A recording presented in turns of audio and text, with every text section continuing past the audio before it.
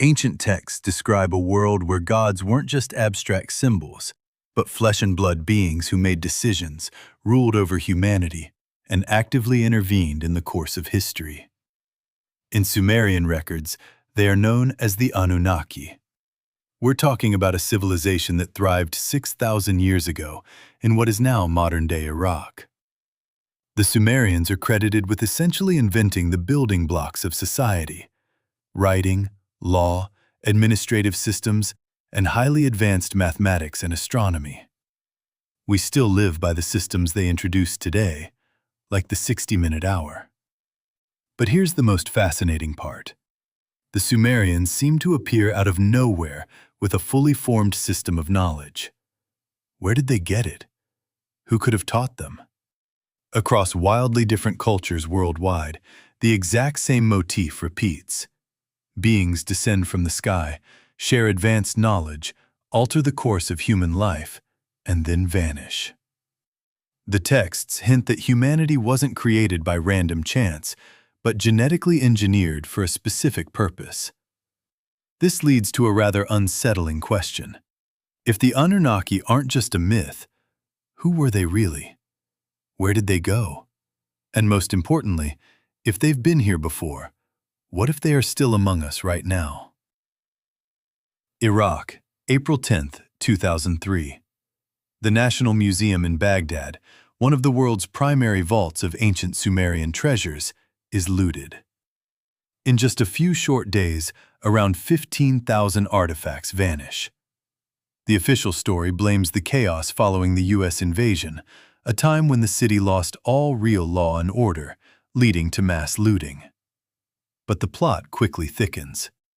The thieves didn't just smash and grab everything in sight.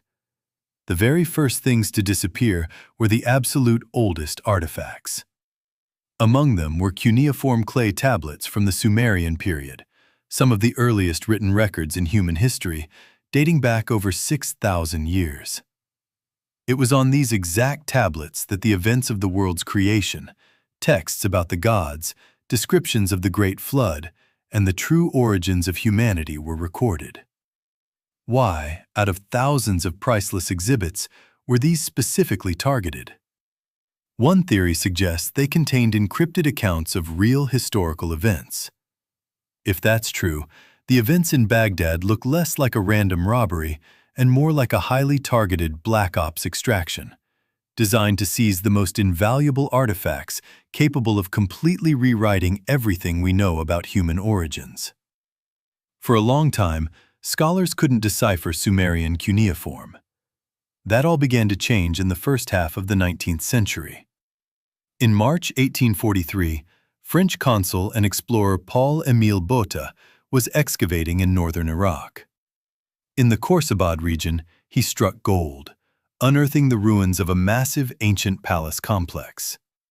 Hidden beneath layers of dirt was an entire network of rooms, great halls, walls, and shattered statues. The space was covered in depictions of gods and kings, and most importantly, inscriptions carved in Sumerian cuneiform.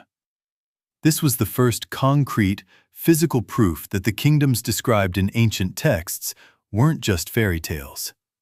But here, a crucial detail emerged that didn't quite fit the mainstream narrative.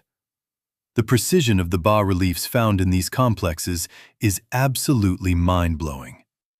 The proportions are flawless, repeating the exact same elements in complex geometric patterns.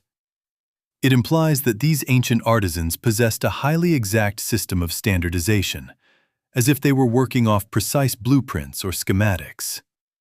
Decades later, the archaeological bombshells kept coming. Researchers unearthed the ruins of Ur, a pivotal hub of ancient Mesopotamia that was previously thought to be purely mythical. Here, they found the Ziggurat, a massive terrace structure that served as both a religious and administrative center.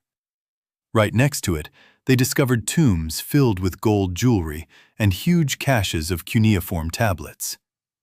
And here's the kicker. When experts analyzed the structure of these ziggurats, they realized they were aligned to the 4 cardinal directions with pinpoint accuracy. Pulling that off requires serious astronomical and geometric know-how. Against this backdrop, scientists turn their focus back to the Sumerians themselves. These are the people credited with developing the core pillars of civilization, everything from advanced agricultural techniques to complex governance, education, and the dawn of science. And all of this was happening around 4000 BC. Meanwhile, the excavated clay tablets contained highly detailed mythological accounts, with the Anunnaki right at the center. The Mesopotamian pantheon wasn't just a random collection of deities. It operated like a strictly defined corporate hierarchy or power pyramid. Every god had a specific role, rank, and set of responsibilities. However, the Anunnaki held a very unique status within this power structure. They weren't just sitting at the top. They seemed to exist outside the system entirely, almost as if they were beings from a completely different dimension.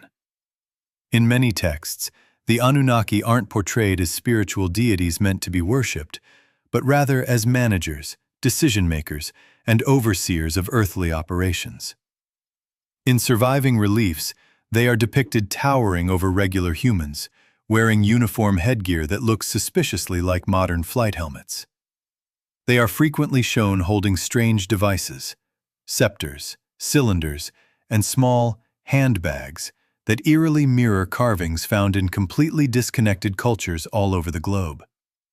The texts describe these beings as being surrounded by a glowing aura called melam, a word that implies not just light, but some sort of tangible energy or force field. In the ancient Mesopotamian epic, the Enuma Elish, the dawn of humanity is described as a calculated process. Create, mix, complete.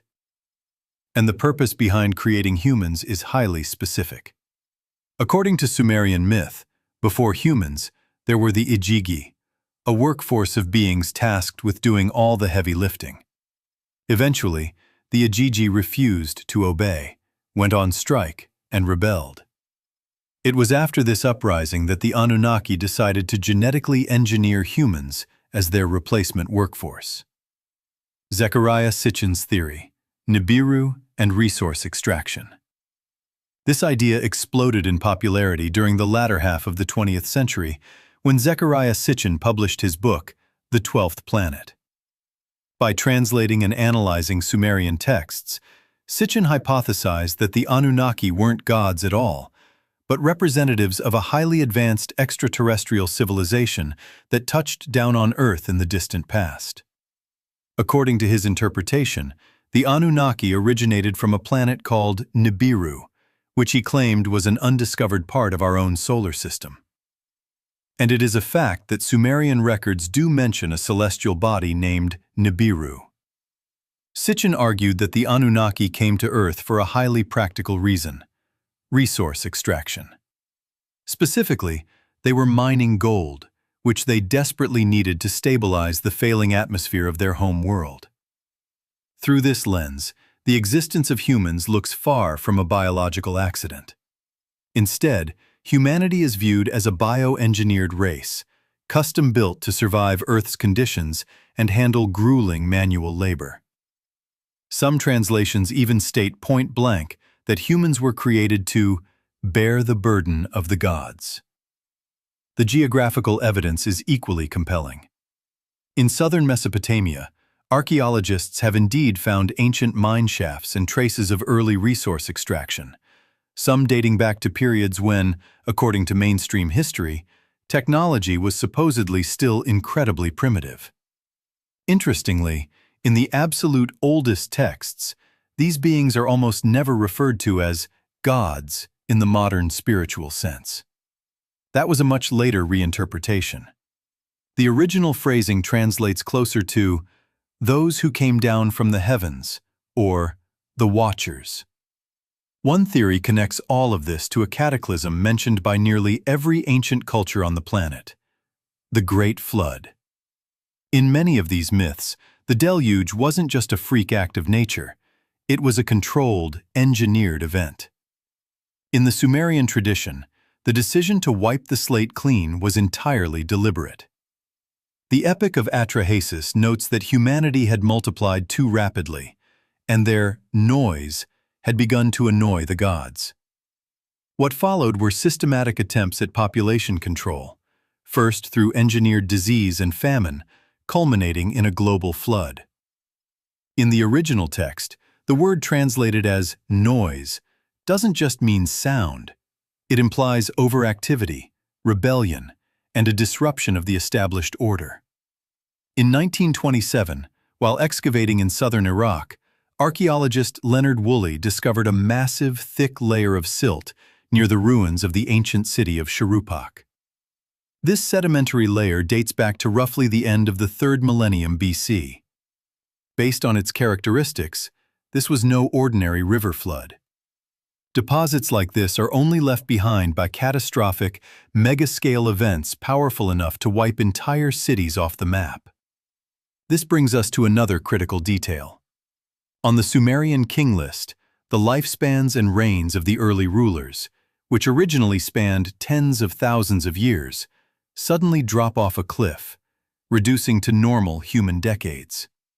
Their time in power was drastically cut short.